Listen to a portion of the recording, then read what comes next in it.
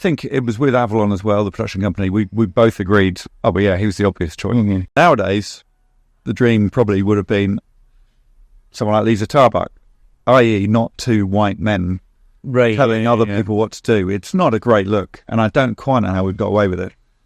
But I think we're hopefully knowing enough that this is a ridiculous situation, and we're the butt of a lot of the jokes. But we've got Junior Taskmaster starting soon, and Rose Matafeo is the Taskmaster, and Mike Wozniak is the assistant, and that feels like a much healthier dynamic rather than two wealthy men being in charge, which is embarrassing. But I love both of them, Rose and Mike. Two, and I'll say this right now because I know I'm going to get Alex to share this. Two of my dream interviewees. Okay. Out there. Both lovely people too, and they will probably fob you off far fewer times than I did. and I won't stop. What's the concept of Junior Taskmaster then? How are the kids coping with it? Yeah, it's a good question again. Yes, another good question, Chris. I'd try. I've had 2 years worth of questions here. Right. Well, so Junior Taskmaster has happened because we started doing it in schools. I went to my local, where my kids go to primary school. I did a Taskmaster Day, and it was immediately obvious that kids are good at tasks, and they don't have the filters that adults do. They're funny. They are quite heartwarming. It's good to get kids out there being kids. I think the main show is basically grown-ups being kids. So this is kids being kids, or sometimes kids being grown-up. So the idea was, let's see if we can do that on telly. There's a bit of a history of Junior Bake Off. I think is one of the best programs. Harry Hill is so brilliant with the kids. But the actual kids themselves, we did a lot of work on this. So they're years 5 and 6 in the school system in England. I think that's P6 and P7 here. What? So the last 2 years of primary school. Right, okay, yeah. Between 9 and 11 years old. So they are pre-secondary school. So they don't quite have that sense of worry about how they appear. Mm-hmm. But they are competent and confident enough to do the thing. Often the 9-year-old girls are as mature as the 11-year-old boys, the way things are. So yeah, 9, 10 and 11-year-old kids. They are from the real world. They're not sort of theatre kids. Mm-hmm. So we found them by going to schools and asked teachers to push people forward who they thought could cope psychologically and also would be interesting to watch. Again, we try to get the breadth of types of brain, types of personality, types of physical ability, trying to make it as broad as possible.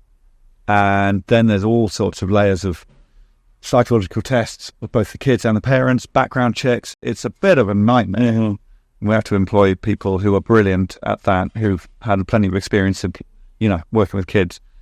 And the way it works is there's 25 kids, so there's 5 in each episode for 5 episodes. Okay. The top 2 go through to the semi-finals, so then you have 10 kids. Mm-hmm. And then the top 5 out of those 10 go through to the final, and 1 kid eventually wins, which means you have 24 kids who you're telling have lost. I can't. Yeah, 24 kids who you have to let down. Can't even do musical statues. But I think it's really good for them. So Rose is very good in the same way as Greg is just taking no prisoners and saying, yeah, that was rubbish. And I think it's so important it's not that thing of, if you're very anti-woke, you'll say, isn't it? It's bad that there are no losers anymore. Everyone wins. Everyone gets a medal. And I think there's definitely a grain of truth in that I think it's important for kids to not always be told they are wonderful. Sometimes it's okay to tell a kid you've done that badly. And I think the kids we've had, they all know the show. They all know the main show. They know that the funny bits is when you fail.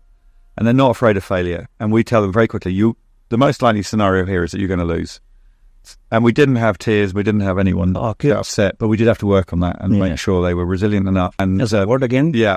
And open enough to being mocked. Because the show would be awful if everyone won. And my favourite people in the main show are always the people who've come last. I love it. I don't know if these people came last, but they didn't win. A Daisy May Cooper or a Johnny Vegas. Yeah, Nish Kumar. Nish Kumar was famously bad at it and very funny for it. I think, in a way, when I was on the show, it's difficult because my competitive nature, I'd want to win. Mm-hmm. But actually, if you win in the show, you often don't win the show. You don't win the whole point is to be funny and not to try to be funny, but just to be yourself. Mm-hmm. So yeah, the kids, we really had to tell them, don't worry if you do badly. I mean, what Rose found tough was the very first round. So we do a prize task where they have to bring in the thing that fits the category best. And Rose has to very quickly say to somebody, well, last place is this person.